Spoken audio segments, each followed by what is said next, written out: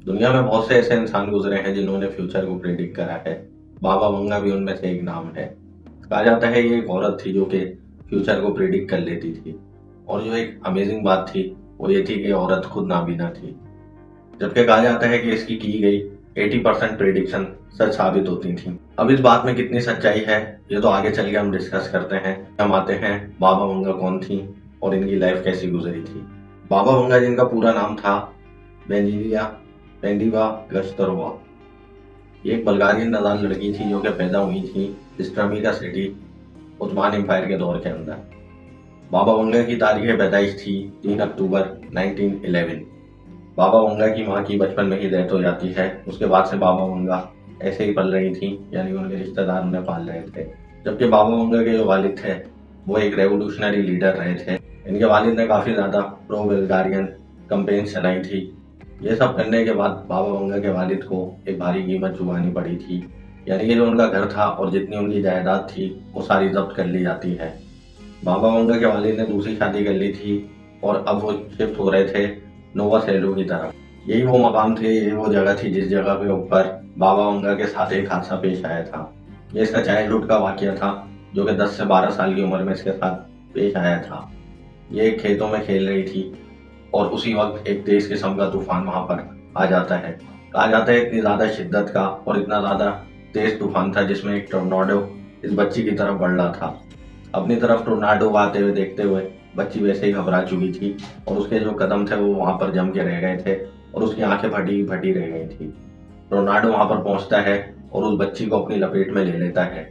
बाबा वंगा जो कि उस वक्त चीख रही थी, चिल्ला रही थी और उसके जो आंखें थी वो फटी हुई थी। यही वो वक्त था जब बाबा वंगा की आंखों के अंदर बहुत ज्यादा मिट्टी चली जाती है। यह तूफान काफी देरों के बाद थम चुका था और जो उसके रिश्तेदार और जो अजीज व अकारिब थे वो उसके पास आ जाते हैं, मगर उस वक्त जो बच्ची की कंडीशन होती है वो बहुत ज्यादा खराब होती है।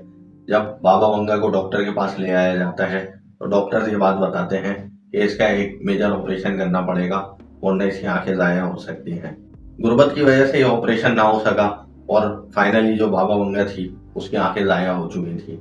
ये इस किस्म की इसकी आंखें जाया हुई थी कि इसको बहुत ज्यादा मध्यम किस्म की एक ग्रे कलर की लाइट नजर आती थी। इसके अलावा इसको कुछ नजर नहीं आता था। जबकि कुछ अकाउंट्स में ये बात भी पता चलती है कि कभी कभार इसकी आंखों में मुकम्मल अंधेरा छा जाता था।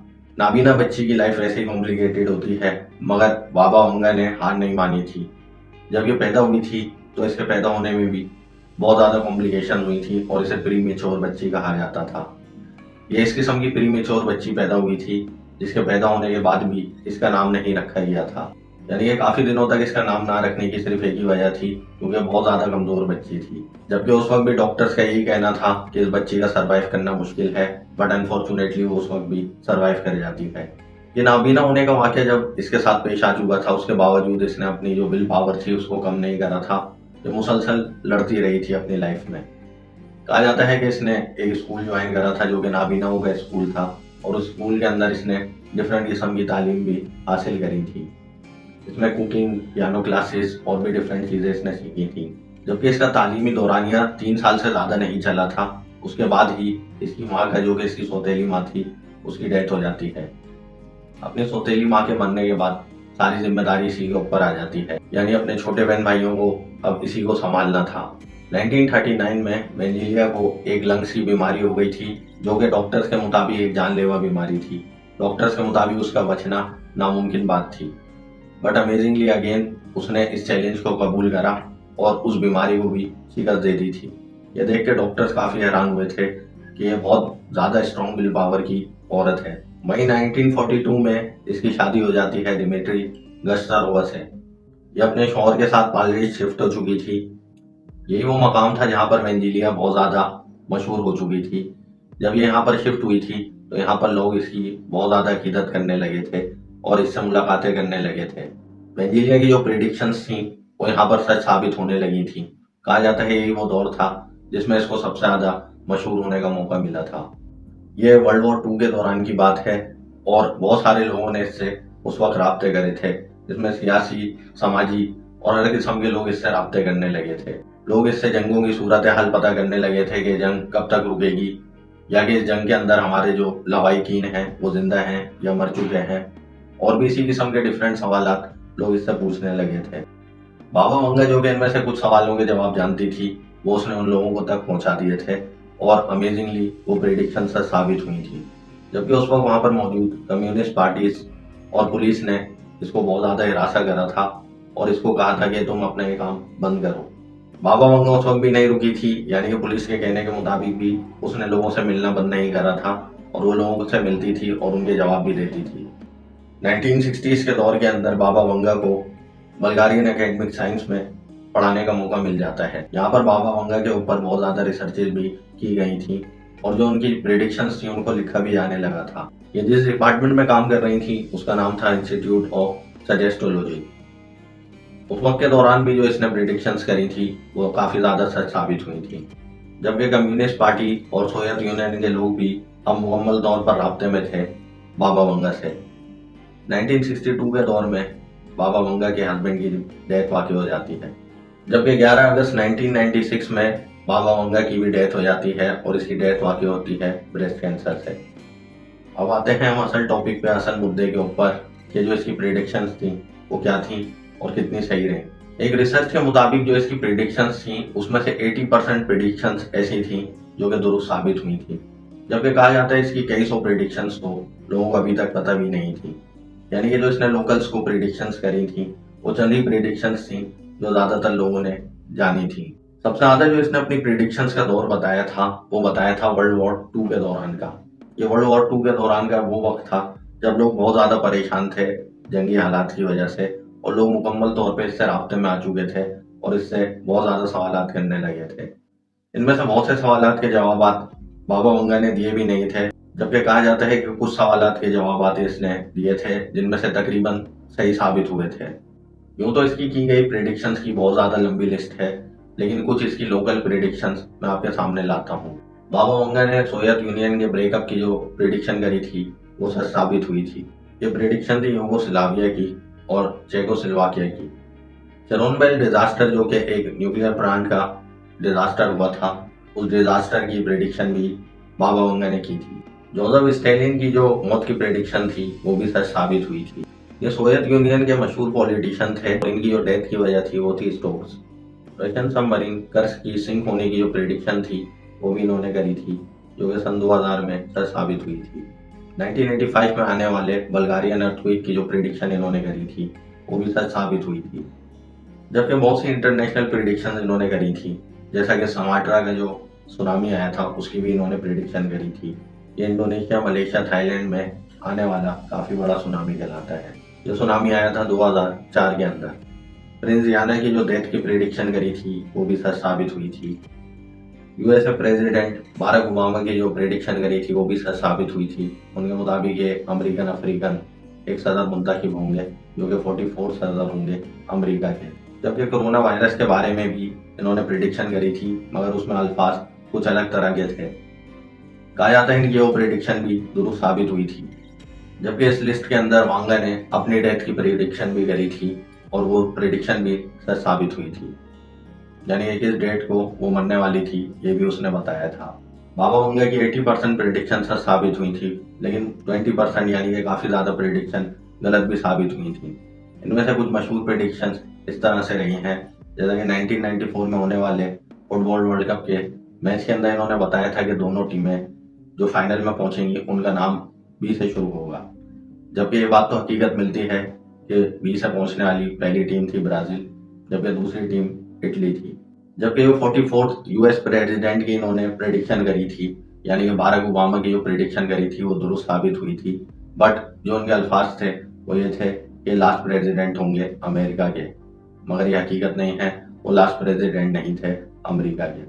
वांगा के मुताबिक 2010 से लेकर 2014 के दरमियान न्यूक्लियर वार हो सकती है, बट अनफॉर्चुनेटली उस दौर के अंदर कोई न्यूक्लियर वार नहीं हुई थी।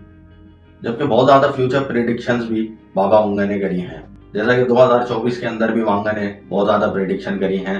वांगा के मुताबिक ये साल इकोनॉमिकल क्राइसिस का साल कहलाएगा, जबकि 2024 में ही वांगा के मुताबिक अल्जाइमर और कैंसर की अद्वियात भी बन जाएंगी। एयर 5079 को वांगा ने बताया है कि ये साल होगा एंड ऑफ द वर्ल्ड का, यानी कि क़यामत का साल होगा। इसके अलावा भी बहुत सी प्रेडिक्शन बाबा वंगा ने करी है, मगर जो इसकी एक लिस्ट बननी चाहिए थी वो मुकम्मल तौर पर कोई लिस्ट बन नहीं सकी है। जबकि हिस्ट्री में जो भी प्रिडिक्शन इसने करी थी उनकी भी कोई मुकम्मल लिस्ट हमें नहीं मिलती। इसमें बहुत ज्यादा प्रिडिक्शंस तो इसके आसपास रहने वाले लोगों से मालूम हुई हैं, जबकि कहा जाता है कि ये मनगढ़ंत भी हो सकती हैं, यानी कि जो इसके आसपास रहने वाले लोग थे वो भी इसमें इजाफा कर सकते थे।